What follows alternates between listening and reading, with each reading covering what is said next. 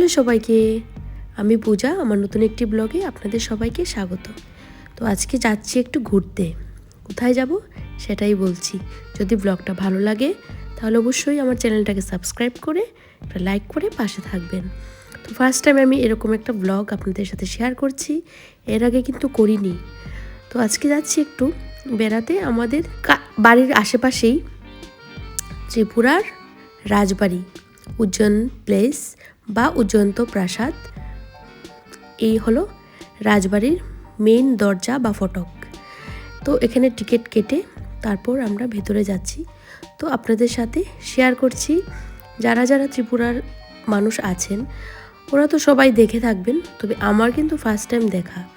শুনলে হয়তো বা হাসতে পারেন যে আমি এখানকারই মেয়ে, এখানকারই বউ, কিন্তু এই ফার্স্ট টাইম আমি এখানে আসলাম। তো অনেক দিন ধরেই আমার ছেলে বায়না করছিল একটু বেড়াতে যাবে, তো ভাবলাম কি বাড়ির আশেপাশে একটু ঘোরানো যাক। তো তাই ভেবেই চলে এলাম এখানে। হাজব্যান্ডেরও ছুটি আছে। তো ব্লগটা কিন্তু বেশ অনেক দিন হয়েছে, কিন্তু আমি টাইম করে উঠতে পারছি না শেয়ার করার জন্য। তো ফাইনালি আজকে আপনাদের সাথে শেয়ার করছি। তো এই হলো ত্রিপুরার রাজবাড়ি উজ্জয়ন প্যালেস বা উজ্জয়ন্ত প্রাসাদ। খুবই সুন্দর একটা জায়গা, যারা আসেননি একবার এসে দেখতে পারেন। এত সুন্দর, ত্রিপুরার গর্ব বললেও চলে। এটা মূল অ্যাট্রাকশন ত্রিপুরার। আরও সুন্দর সুন্দর জায়গা আমাদের ত্রিপুরাতে আছে।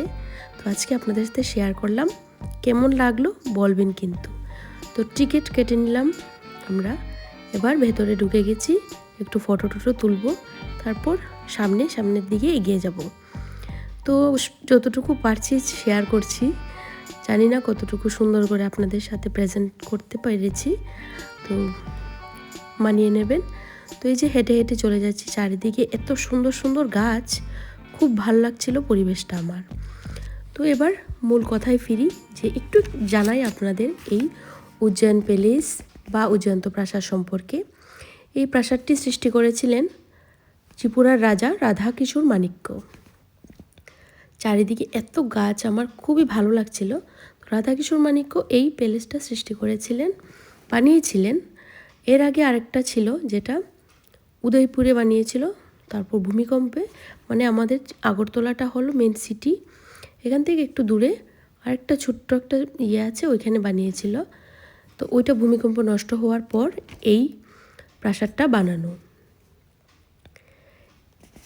এই নামটি যে উজ্জয়ন প্লেস বা উজ্জয়ন্ত প্রাসাদ, এই নামটি দিয়েছিলেন কবিগুরু রবীন্দ্রনাথ ঠাকুর।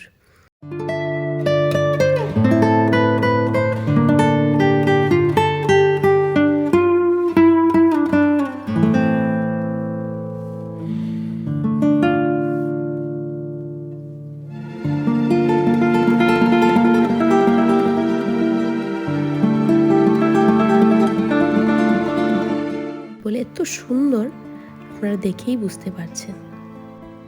তো এই প্রাসাদটি প্রথমে যখন রাজারা থাকতো, তারপরে তো এটা গভর্নমেন্টের আওতায় চলে যায়। তারপর কিছুদিন বিধানসভা ভবন ছিল, এখন এটি কিন্তু পুরো একদম মিউজিয়াম হয়ে গেছে। তো ভিতরে এলাও না, ভিতরটা ভিডিওগ্রাফি কিছু এলাও না, শুধু আমরা গিয়ে একটু দেখে এসেছি। ভিতরে কি আছে, ভিতরে আছে হলো ত্রিপুরার বিভিন্ন জায়গা সম্পর্কে, ত্রিপুরার লোকজন সম্পর্কে সব কিছু একদম ডিটেলসে লেখা আছে। আর আছে আমাদের প্রতিবেশী দেশ বাংলাদেশ সম্পর্কে, মুক্তিযুদ্ধ সম্পর্কে বিভিন্ন রকম সব কিছু জানকারি দেওয়া আছে, এত সুন্দর করে বর্ণনা করা দেওয়া আছে। আর এখানে কিন্তু প্রায় অনেক দূর দূর থেকে, বিভিন্ন রাজ্য থেকে, তারপর আমাদের দেশের বাইরে থেকে অনেক পর্যটক টুরিস্টরা আসেন দেখতে। এত সুন্দর জায়গায় অবশ্যই ভিজিট করার সবারই ইচ্ছা থাকে। তো যারা যারা জানেন না, একবার এসে ঘুরতে পারেন, খুব ভালো লাগবে। এই রাজপ্রাসাদটি একদম আগরতলার বুকে, একদম মেইন সিটি আগরতলা একদম সেন্টারে এই রাজপ্রাসাদটি বানানো। আপনাদেরকে একটু চেষ্টা করছি একটু ডিটেলসে বলার, এই আর কি, বেশি একটা বলতে পারবো না, আর বলার দরকারও নেই। যারা যারা দেখার ইচ্ছা এসে দেখতে পারেন। আর এই রাজপ্রাসাদের দুই সাইডে আছে দুইটা দিঘি, খুব সুন্দর। আর দেখে না আমার একটা অন্যরকম ফিল হচ্ছিল, মানে আমার যেমন লাগছিল না আমি ওই সময় চলে গেছি। মনোরম পরিবেশ, আর এখন ঠান্ডা ঠান্ডা ওয়েদারটা দারুণ, রোদও উঠেছে, খুব ভাল লাগছিল। আর এখানে একটু কাজ টাজও চলছে, খুব মেনটেন করে তারা রাখে। রাতের বেলা দেখতে ভীষণই সুন্দর, লাইটিং টাইটিং পরিষ্কার পরিচ্ছন্ন, একদম নিট অ্যান্ড ক্লিন। আর এখানে ওয়াটার বোটিংও আছে, ওয়াটার বাইকিং, বোটিং না ওয়াটার বাইকিং অ্যাভেলেবল আছে।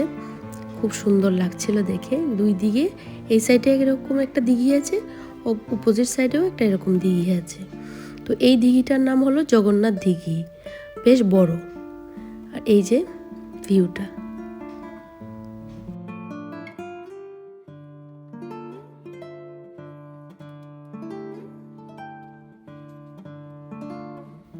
এই প্রাসাদটির বয়স কিন্তু 122 বছর।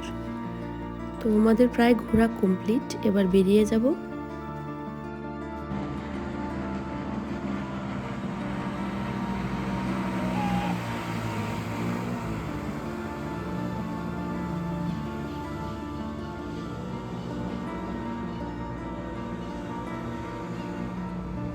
প্রত্যেকটা দিনই অনেক অনেক লোক, পর্যটকরা এখানে আসেন। এখনও কিন্তু অনেক লোক আছে, অনেকটা ভিড়। তো আমরা বেরিয়ে গেছি, তারপর চলে এলাম একটা রেস্টুরেন্টে, একটু দুপুরে লাঞ্চটা সেরে নেব। কিছুই না, একটু বিরিয়ানি অর্ডার করেছি। বাইরে গেলে আমার ছেলের একটু বিরিয়ানি খেতে খুব ইচ্ছে হয়, আর ও পছন্দ করে, আর কিছুই খায় না বাইরের কোনো খাবার, বিরিয়ানি ছাড়া ও আর কিছুই ভালোবাসে না। তো চলে এলাম একটু করিমসে, এখানে বসে আমরা দুপুরে লাঞ্চটা সেরে নিলাম, আর একটু ফটো টটোও তুলে নিলাম, এই আর কি। তারপর চলে গেছি আরেকটা জায়গায়, হেরিটেজ পার্ক। এখানেও অনেক দিন ধরে আসার ইচ্ছে ছিল, তো এর আগেও আসিনি।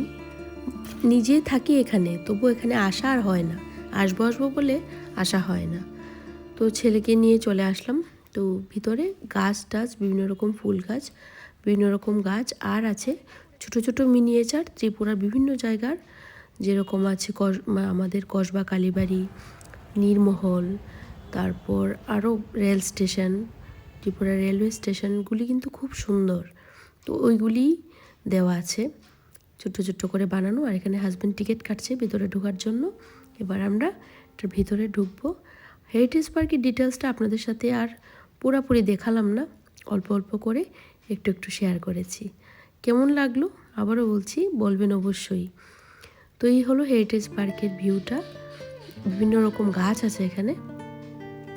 ত্রিপুরাতে কিন্তু আগর গাছটা খুব মানে ভালো হয়, শুনেছি আগর গাছ শুধু নাকি ত্রিপুরায় পাওয়া যায়, আমি ঠিক জানি না, তবে খুব ভালো একটা গাছ। তো এখানে এই গাছটা, বিভিন্ন রকম গাছ দেওয়া আছে, গাছের সাথে সাথে নামও দেওয়া আছে। জায়গাটা মোটামুটি খুব বেশি বড় না, আবার একদম ছোটও না, তো ছোটো একটা পার্ক মতন করা। আর এই দুই সাইডে ছোটো ছোটো বাঁশ গাছ দিয়ে ডেকোরেশন করেছে, ভাল লাগছিল দেখে। তো আমার ছেলে তো ভীষণ এক্সাইটেড, বাচ্চারা তো জানেনি ঘুরতে গেলে ওদের সবচেয়ে বেশি এক্সাইটমেন্ট থাকে, ও সবার আগে আগে ও বলছে তোমাদেরকে আমি নিয়ে যাব। তো অনেক লোকজনই এসেছে এখানেও, আর শীতকালে তো ঘুরতে মজা, আমাদের যেমন ঘুরতে ইচ্ছা হয়, তো সবারই ঘুরতে ভালো লাগে, তো সবাই তো ঘোরাঘুরি করে। আর এখন বিকেল হয়ে গেছে, আর একটু পর চলে যাব বাড়ি। তো এখান থেকে বেরিয়ে তারপর আমরা বাড়ি চলে যাব। তো এই হলো হেরিটেজ পার্কটা, এই যে শুরু হয়ে গেল ছোট্ট ছোট্ট মিনিয়েচার। এটা ত্রিপুরার রাস্তাকে এভাবে বানিয়েছে, ওই যে স্টেশন, ছোট্ট ছোট্ট রেলওয়ে ট্র্যাক, রাস্তা, ধর্মনগরের স্টেশন, এটা আমাদের ত্রিপুরার একটা স্টেশন ধর্মনগর। যারা ত্রিপুরার মানুষ জানি অবশ্যই জায়গাটার নাম জানেন, আর যারা ত্রিপুরার মানুষ আমাকে দেখছেন আমার ভিডিওটা, অবশ্যই একটা কমেন্ট করে যাবেন যে ত্রিপুরা থেকে বলছি।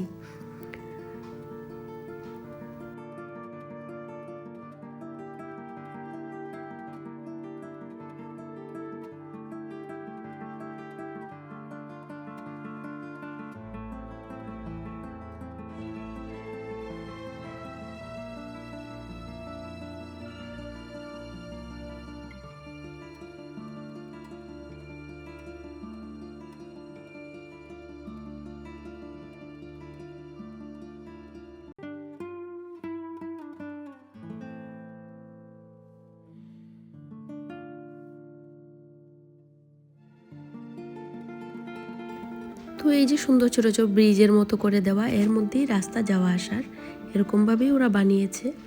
খুবই সুন্দর, কিউট কিউট লাগছিল, ভাল লাগছিল ভীষণই। তো এই যে কেমন লাগলো বলবেন কিন্তু, আমার তো ভীষণ ভালো লেগেছে, খুব সুন্দর। এখানেও একদম নিট অ্যান্ড ক্লিন, পরিষ্কার পরিচ্ছন্ন। আমাদের ত্রিপুরা রাজ্য এমনিই পরিষ্কার পরিচ্ছন্ন, খুব বেশি নোংরা আবর্জনা কোথাও দেখতে পাওয়া যায় না। আগরতলা শহরটা বিভিন্ন সব জায়গায় অনেক পরিষ্কার পরিচ্ছন্ন।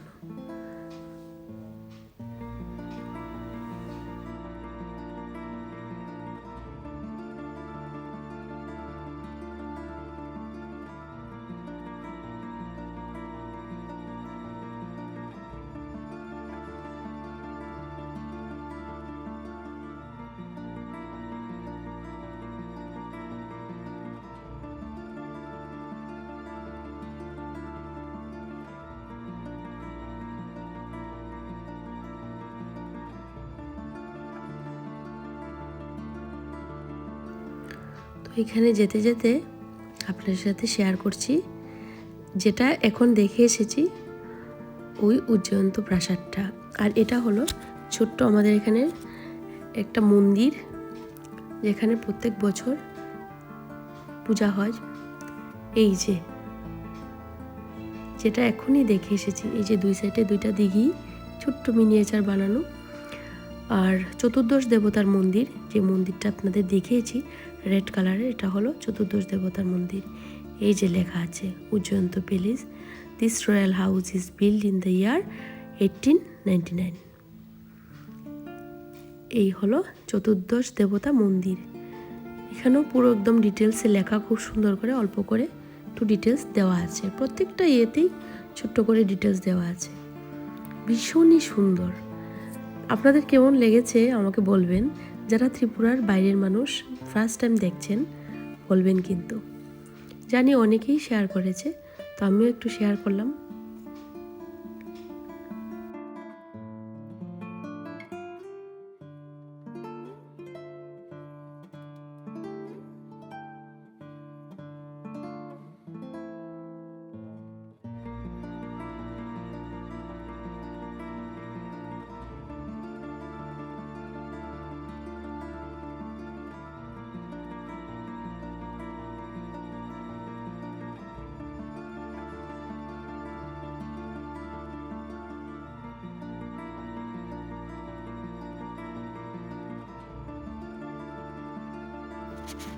তো যেতে যেতে এখানেও আছে আরেকটা আমাদের ত্রিপুরার খুবই বিখ্যাত একটি মন্দির, মা ত্রিপুরেশ্বরীর মন্দির। সতীপীঠের 51 পীঠের, সতীর 51 পীঠের একটাই এখানে পড়েছিল। এই হলো ত্রিপুরেশ্বরী মন্দির। এটা সম্পর্কে প্রায় সবাই জানে, আশা করছি ত্রিপুরেশ্বরী মন্দির সম্পর্কে সবাই জানে এই নামটি। খুবই জাগ্রত একটা মন্দির, খুব ত্রিপুরার। এটাও হলো কিন্তু এই মন্দিরটাও, এই মায়ের মন্দিরটা মূল আকর্ষণ আমাদের ত্রিপুরার। উজ্জয়ন্ত প্যালেস যেরকম, এই মন্দিরটাও কিন্তু মূল আকর্ষণ। যারা ভিজিট করেননি প্লিজ একবার এসে ভিজিট করে যাবেন, আশা করছি খুব ভালো লাগবে। এখানে একটা পার্ক দেওয়া আছে, ছোট ছোট বাচ্চা দোলনা টোলনাতে, বড় মানুষও বসে দোল খাচ্ছে। আর এই যে ভিউটা ভীষণই দারুণ।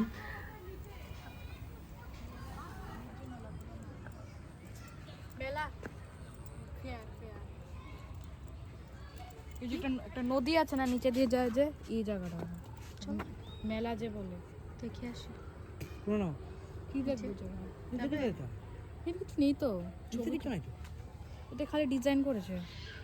ওইদিকে একটা রাস্তা আছে, ওইদিকে যা, জঙ্গল বাবা, ওইদিকে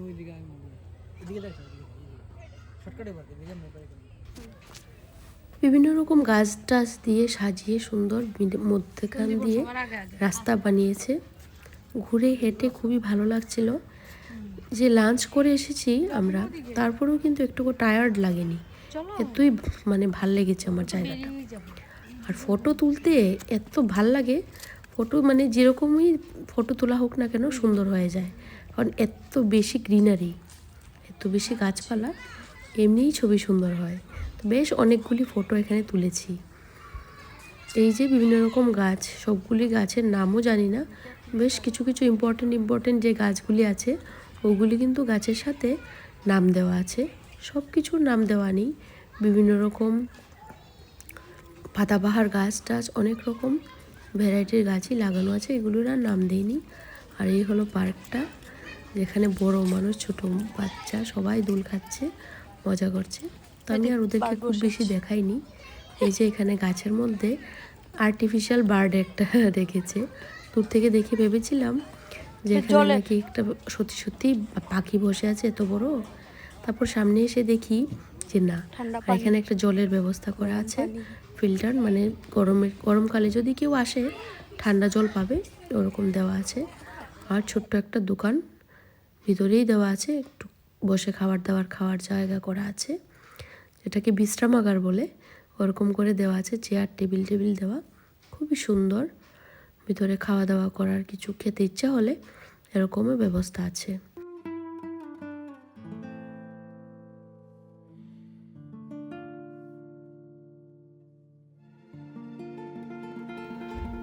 তারপর হেঁটে হেঁটে বেশ অনেকটা হাঁটলাম, ঘুরলাম, দেখলাম। আমার ছেলে দেখলো একটা ছোট্ট একটা পুকুরের মতো ডোবা টাইপ। আমরা সন্দীপন বেরিয়েছে, এখানে একটা আছে কি পন ছোট্ট একটা পন। এখানে অনেক আমি এটা জানো কেন বানিয়েছে, জলটা নেওয়ার জন্য। এখান থেকে জল নেওয়া সেখানে একটা এখানে একটা লিলি দেখেছো? হ্যাঁ লিলি মানে বেশি ফুটি না।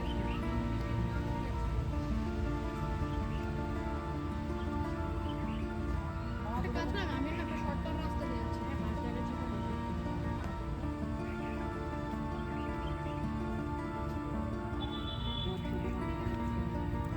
না, ওইদিকে আর যাবে না বাবা, ওইদিকে না, আমরা এখন বেরিয়ে যাবো, ওইদিকে কিচ্ছু নেই, মাটির রাস্তা যায় না ওইদিকে, আসো। তো এই পার্কটা আজকের মতো দেখা শেষ। তো এই পার্কটাতে বিভিন্ন রকমের লোকই আসে, যা ঘুরে দেখলাম।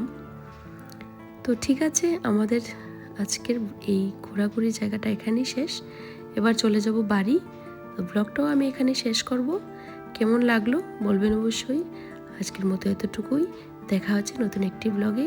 সবাই ভালো থাকবেন, সুস্থ থাকবেন। Tata, bye bye.